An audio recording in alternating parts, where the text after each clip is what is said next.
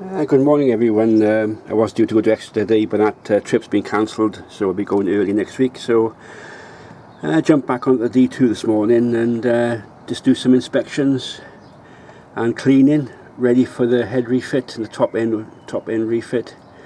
This machine hadn't been run for quite a while. I was trying to work it out, maybe 7 years it's been here.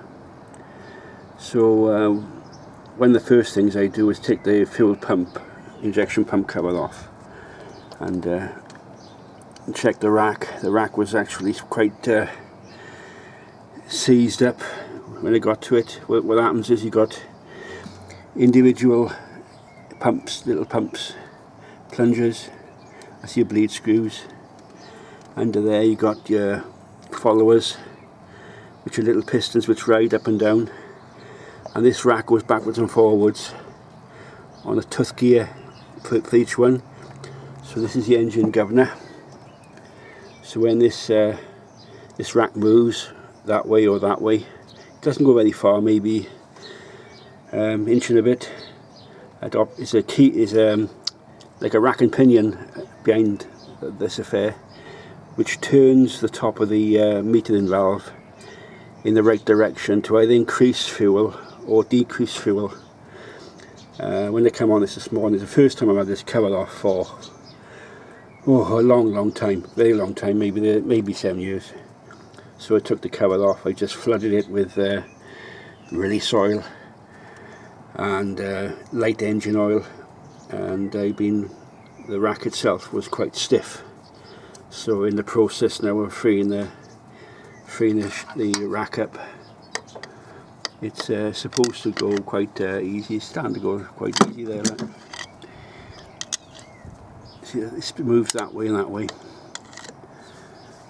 So it should go on this very, very free. You could push it with your finger, but it's nearly there.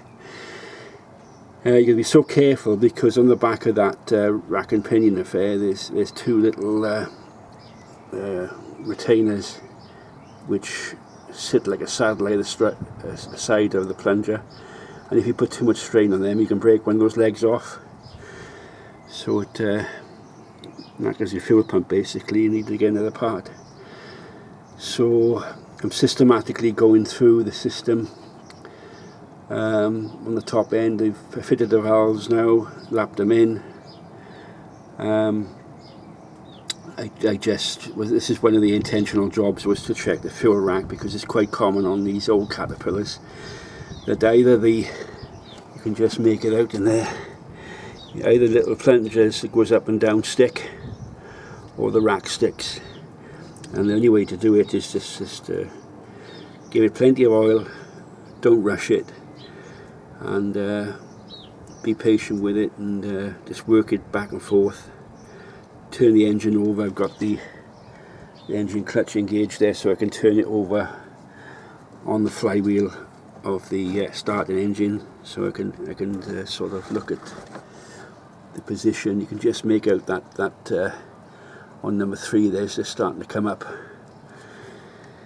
So it's another one of these jobs when you get a machine, old machine stood. Remember, this machine is 85 years old, so you know, the diesel engines have, you know, they were like this for donkey's years until all the electronics comes in. So basically today's task is to make sure this goes back and forth quite easy by hand. This is supposed to be that's a bit too tight. Can you get it? See, it's getting better. See, that's the rack. See, it's getting better all the time. That was solid about half hour ago. So you make a new gasket up for that. Let that soak now after I had a cup of tea. Make a gasket up, put that cover back on, and start prepping the head. I'll be taking the carburettor off for cleaning. The mag's ready to go on. I got new spark plugs to go on. I got a new head gasket, and I refurbished the tank. This is another one of my projects. Is on there. So that's the cover for the fuel pump. New gasket will be made for that. But it's another nice sunny warm morning in South Wales. I refurbished the tank as I showed in the last video, and she's been sprayed up now, ready to go on with the other D2 parts. This is an early D2 3J number 506. I think I explained before that this exhaust manifold is actually a modification. The early 1938 D2s, their donkey engine, or pony engine as they call it in America, just comes straight out, but this is a modification to warm up the inlet air for cold starting.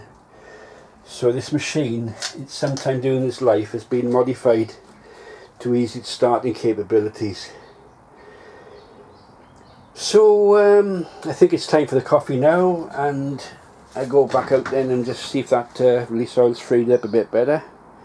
I'm quite confident it will do, and then I shall prepare just later on today to clean the carburettor and prep the cylinder head for the refit, which I hope to do this weekend. My trip to Exeter will probably be now next Tuesday, Monday or Tuesday, because I forgot Glastonbury's on this weekend, so it'll be won't be much fun travelling.